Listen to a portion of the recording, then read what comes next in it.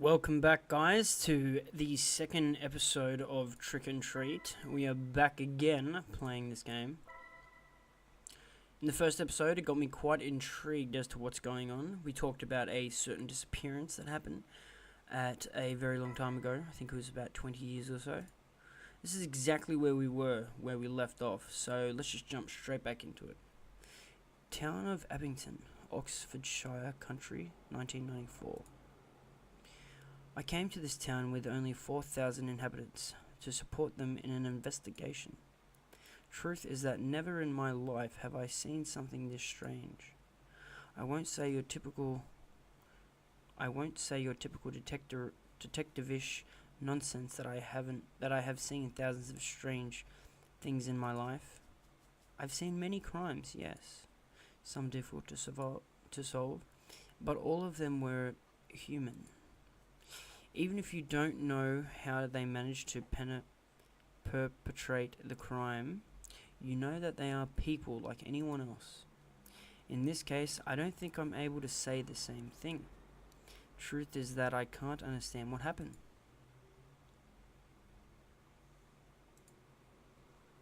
I was caught for the disappearance of a man named Matthew Graham 23 years ago. So there you go, it was 20-something years ago. Single. The last time he was seen, he was returning home from a Halloween party. He had drank alcohol but was still sober. Or at least that's what witnesses said. Anyway, this is not something which can be explained with a simple drunkenness. Trust me, I know. Hand in hand, I'm a bit of a drinker. So I know what I'm talking about. He apparently got lost on the way home and decided to enter the forest called Oakwood. It had rained yesterday, so the ground was wet and muddy. We could easily find his traces, which were leading deep inside the forest. Apparently he walked for 3 hours before stopping. What? This is so out of the blue. What? What is my dog doing? My dog is trying to make a bed on the floor. I'm sorry. Yep, 3 hours before stopping. I say stop, but the truth is we don't know what happened then. The tracks suddenly ended up in a clearing in the forest, and that's all. There was no evidence of struggle, no other trace, or piece of clothing on the ground. There was no blood, no more footprints, or anything else. The depth of his last footprint and the position they were in indicated that he was still walking. At no point he stood still. It was as if he had vaporized in the air. I'm going with aliens. No, I'm not, because I know it's not about aliens. With all his clothes in the middle of his walk. Obviously, I can't believe such a thing. Can't give another explanation. The only thing I remember is that near the footprints I sensed a faint smell of rot.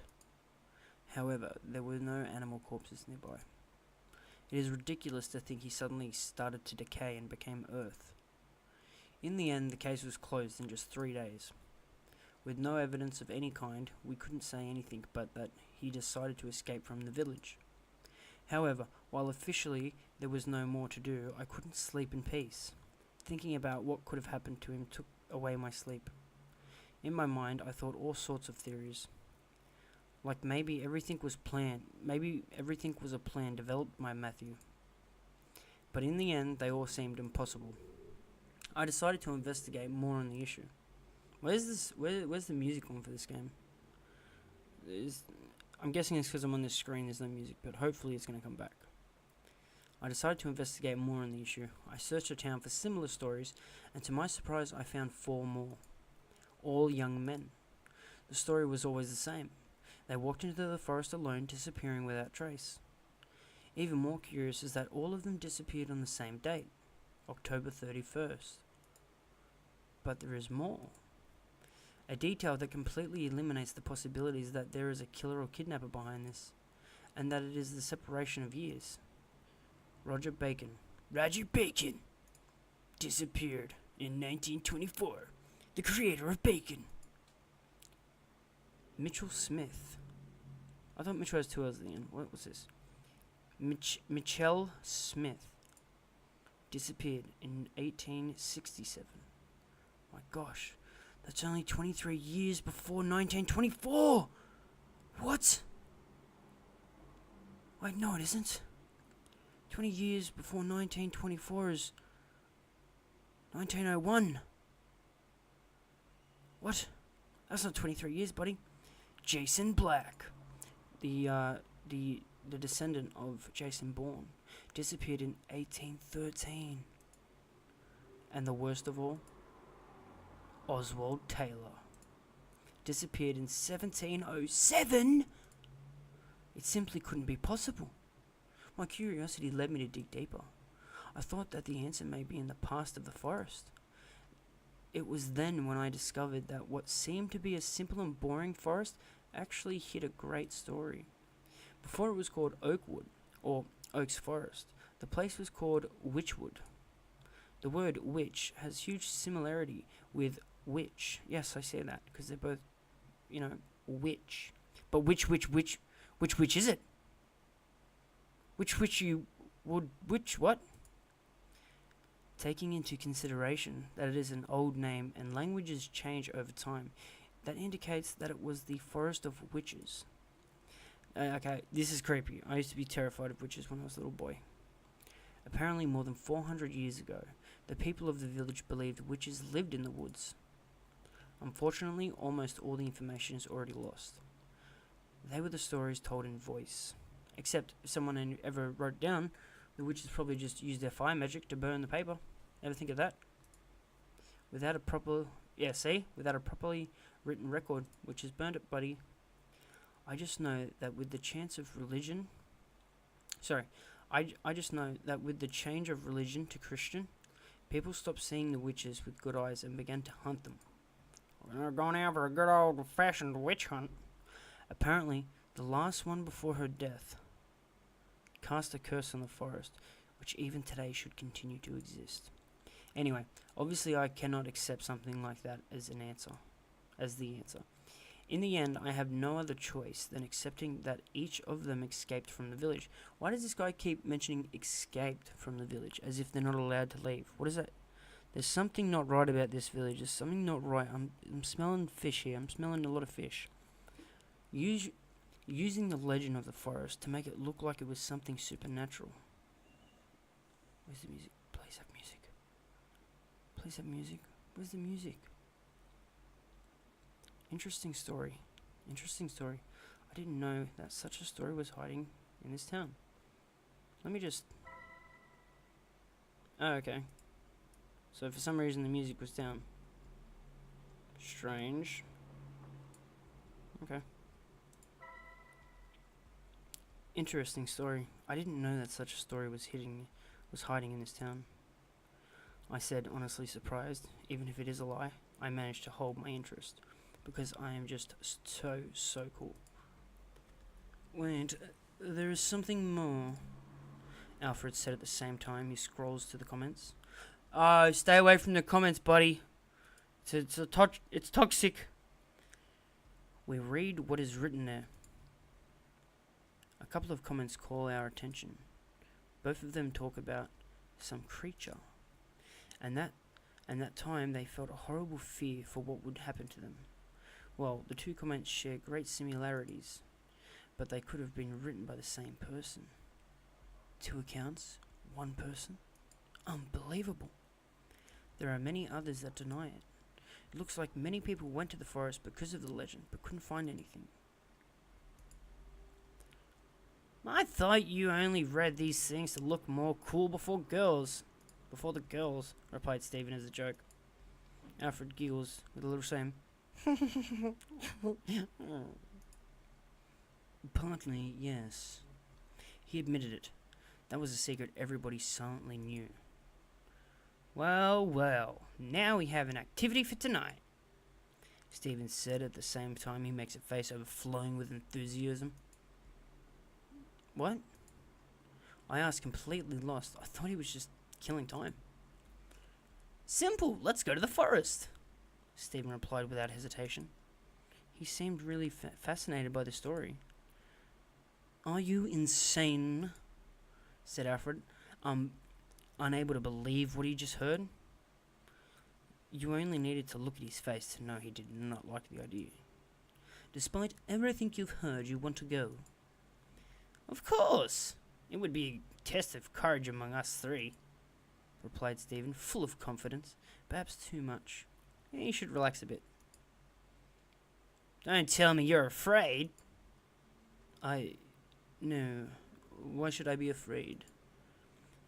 Answered Alfred at the same time he folds his arms, making a false gesture of security. But we can see right through you little pruse. Is that the right word? Probably not. It's more than obvious that you are afraid, Alfred. Almost as much as when you have to talk with a girl. Ha! And what about you, Axel? Don't tell me you won't come. Suddenly Stephen asks me, at the same time looking at me mockingly. Don't tell me you want to be the chicken of the group. I hate that tone of voice he used. I hate it! I will never give you that, I said, thinking, showing a confident smile and a look. Well, let's not say more. Try your coats, take your coats, backpacks, flashlights, and some food. We're going to the forest, Stephen said, full of energy. Yeah! Yeah. We three said in unison, as if we were going to have some kind of private party, but not really, because we're just a bunch of loners, not really knowing what we were doing or what we were going to find. I really, really, really like this game so far. I just want you to know that. 2:13 a.m.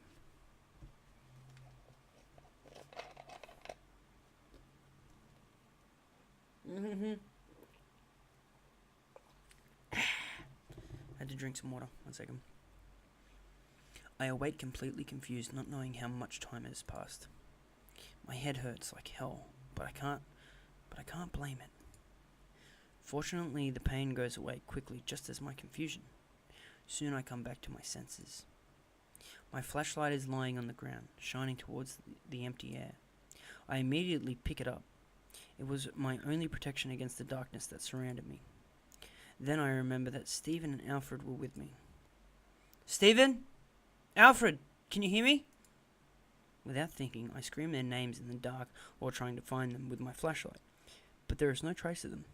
They are gone. Where the hell are they?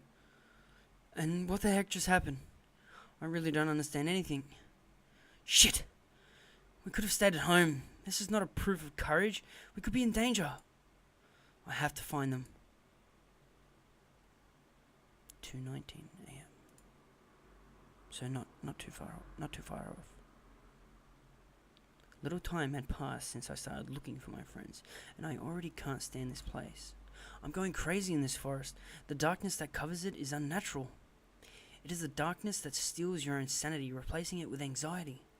To make it worse, the air is damp and cold, as in winter, carrying a strong rot smell. Uh-oh. As if there were corpses of animals hidden throughout the forest. Something bad is rightly about to happen right now, okay? The atmosphere in this place is oppressive. With every step you take, it makes you more uncomfortable. Since I started to look for my friends, I felt that something is watching me. But there is nothing. I sigh with my voice full of frustration. I just want to get out of here. I continue walking devoid of any hope. You know what? I would actually like to do audiobooks. I'd like to read them. Oh yeah. No matter where I look or how much I walk, I find nothing. I cannot even hear the sound of animals. Rather, it seems they are already dead and rotting. No, I have to calm myself, I said to myself. I stopped for a moment to rest. I breathe deeply, but the rotten air of this place does me no good. Immediately I start to cough, as if I have something stuck in my throat.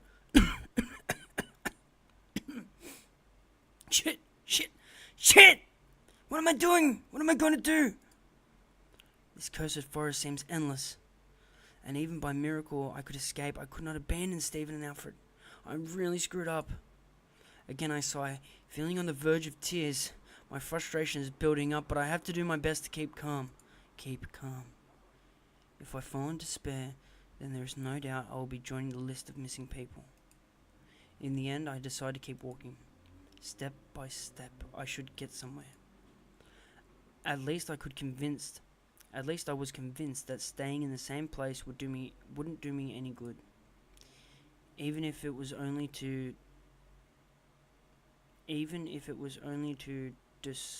deceive myself, feeling that I am doing something, I wanted to continue walking. Time passes without any changes. Only the sound of my footsteps can be heard. Knowing that as soon as you stop, you will be surrounded by a dead silence is a good incentive to keep walking. But my legs were already hurting. Suddenly I hear a crack at my foot. Instantly I take a step back and look below to see what made that sound. What is this? What is this? I whispered to myself, surprised, discovering that I had stepped on animal bone. I believe that it's from an animal, although I do not rule out the possibility that it belongs to a person. But for my own good, I prefer not to think about that. An expression of anguish is drawn on my face. It is best to ignore it.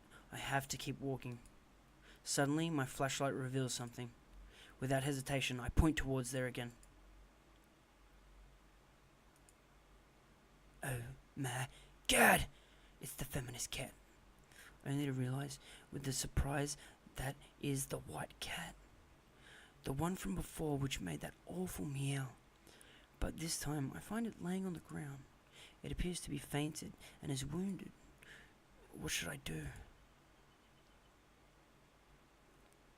It's 2018, and I believe if we all work together this year, we can accomplish great things. So even though that this cat is a feminist, I'm gonna help it because 2018. It is best to continue without waking her. That cat is dangerous, and it's her fault that I ended up in this place, and my friends are missing. Well, okay, fine. But even knowing that, for some strange reason, I can't help but feel sorry for her. Even if it is unnatural, it's still an animal. See, even if you are a feminist, you're still a human. There are people out there that still like you, okay? Don't be bottled up with all this hate towards men. It's okay. Let me give you a little bit of advice. You try to make points, and that's fair, okay? I understand that. The truth is, us guys, we really don't give a shit. Honestly, we don't care. What pisses us off is the way you try so goddamn hard to just slip in every single different type of activity. Man, just let it go. We don't care. Okay? Stop. You do you. 2018, okay? You do you. Okay? You do you. I then bend down to see her closer. She's unconscious, and there is a thin line of blood coming from her mouth. I'm a real idiot, I said to myself at the same time I cleaned the blood from her mouth with a handkerchief that I had with me. What the fuck did I have a handkerchief for? Fortunately, she doesn't wake up. I better close her mouth, making her appearance a little better. Now she seemed to be peacefully sleeping. Aw, good little cat. You're just a good little kid, you will. You just go sleep, you will. I'm not gonna leave you on the phone, just I am. After a long sigh, I decided to pick her up carefully. Uh-oh. I don't know what the powers of this cat are, but if she brought me here, maybe she can return me to my world. What are you talking about? We're in a fucking forest. We're not in another world, you idiot. What? In what fucking... Where's the evidence? Where's the evidence that points us to that? With her in my arms, I decide that the best thing I can do is to continue walking. 2:31 a.m.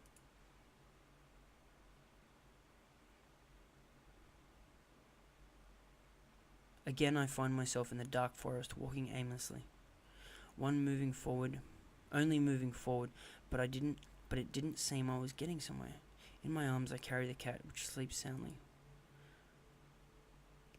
Come here. Here you'll be safe. I suddenly stop. It was probably easy to see the disbelief on my face at that moment. It's that voice again.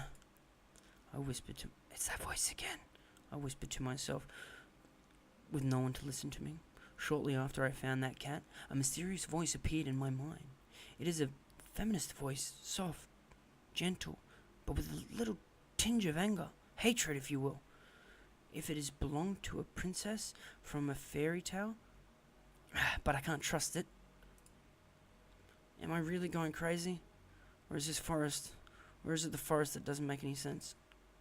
I don't know, but I don't like any of the two options. I feel the cat move in my arms. I look down at her confused, just to see how she opens her red eyes suddenly. And we're gonna end it right there, guys. We don't know what the cat's gonna do to us. Let's hope to goodness gracious this cat doesn't kill us right now, okay? Because, you know, that'd be bad for the story and my videos. But the game is not going to end there. Hopefully this game is going to take quite a while, because I'm actually really enjoying this one. I'm really having some fun with it, okay? On a side note, if you are a feminist, don't take all my jokes too seriously. It's the truth of what I said before. I really don't care. So, you know, you do what you want to do. I got nothing to say against you. I'm just having some fun, okay? At other people's expense. Because why? That's right, 2018. So, if you enjoyed this video, please leave a like. And if you want to see more videos like this, you know what to do. You know what to do. Just hit that subscribe button. Hit that bell. And we can have heaps of fun with it, okay? Alright? Are we on the same page yet? Thank you very much. Alright then, guys. With that all said, I'm going to stop recording. And I hope you guys have a wonderful whatever. And I'll see you in the next one. Bye.